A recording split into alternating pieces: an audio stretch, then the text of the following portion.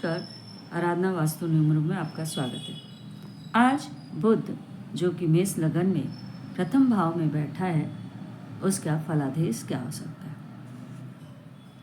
बुध भाई पराक्रम, शत्रु, झंझट, स्थानपति कहलाता है।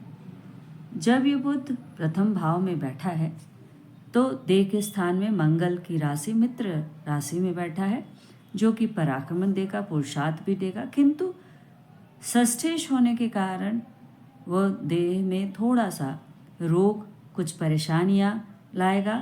भाई के, बहन के सुख संबंधों में थोड़ी सी त्रुटि भी लाएगा, कमी लाएगा।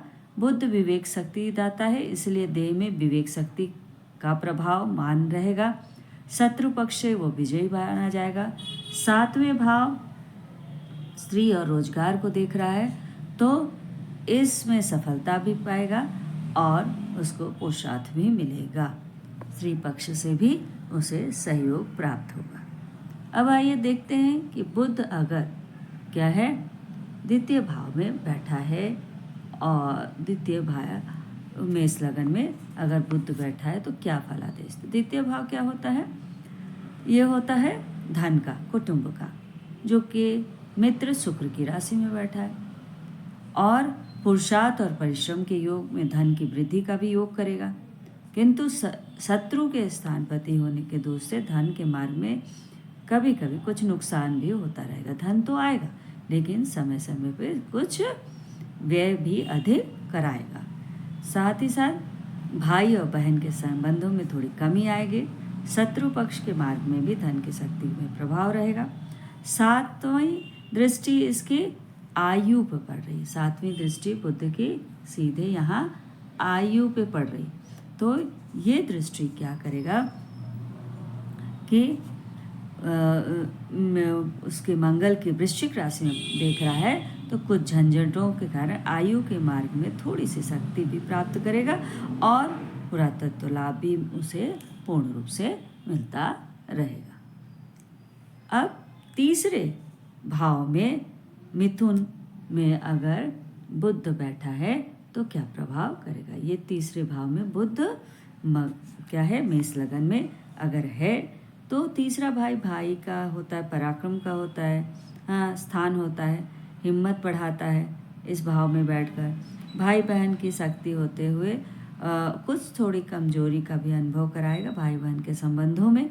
7वीं मित्र दृष्टि से वो क्या कर रहा है, भाग्य के स्थान को देख रहा है, तो इस भाग्य के स्थान में गुरु की धनु राशि में है, तो पराक्रम शक्ति में भाग्य से उसकी वृद्धि होगी।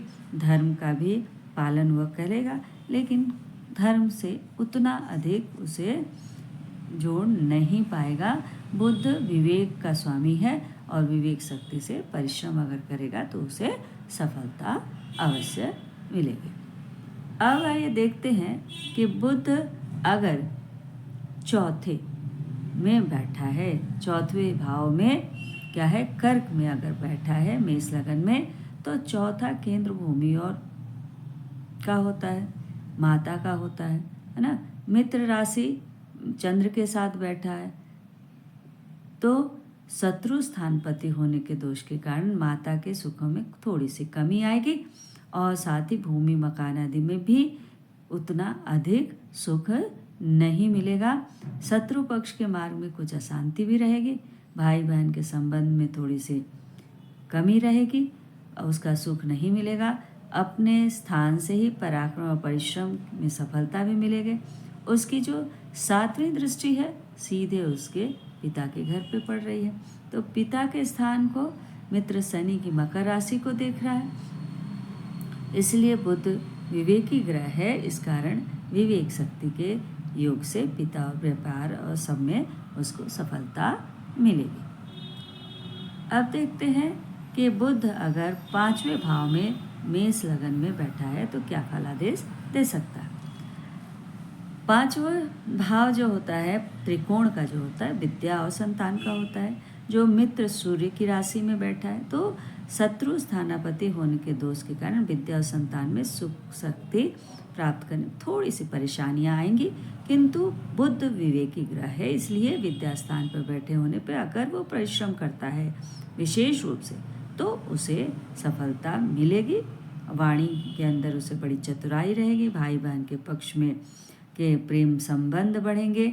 सातवीं मित्र दृष्टि से वो क्या है, लाभ स्थान को देख रहा है, 11 भाव को देख रहा है, तो यहाँ बैठकर देखने के कारण क्या है, उसे कुंभ राशि में देख रहा है, तो विवेक शक्ति से आमदनी के मार्ग में भी वृद्धि बढ़ेगी और दिमाग की शक्ति के कारण शत्रु पक्ष से भी उसे सफलता मिलेगी, ऐसा कहा गया।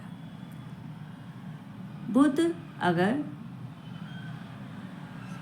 6वें भाव में बैठा है मेष लगन में, तो उसका प्रभाव ये होता है कि 6वां स्थान जो होता है शत्रु स्थान में स्वयं अपनी राशि में स्वक्षेत्री होकर बैठा हुआ है, तो उच्च का बैठा है, तो शत्रु पक्ष में भारी विजय प्राप्त होगा।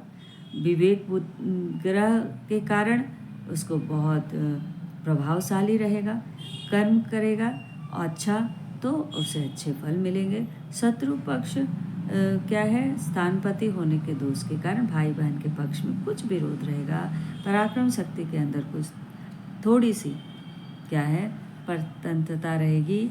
और 7वीं नीच दृष्टि से वो क्या कर रहा है, खर्च भाव को देख रहा है, तो मीन गुरु मीन की राशि में वो देख रहा है 7वें भाव में, तो इसलिए खर्च के बारे में थोड़ा क्या है कमी आएगी और बाहरी स्थानों से कुछ परेशानियां भी प्राप्त होंगी।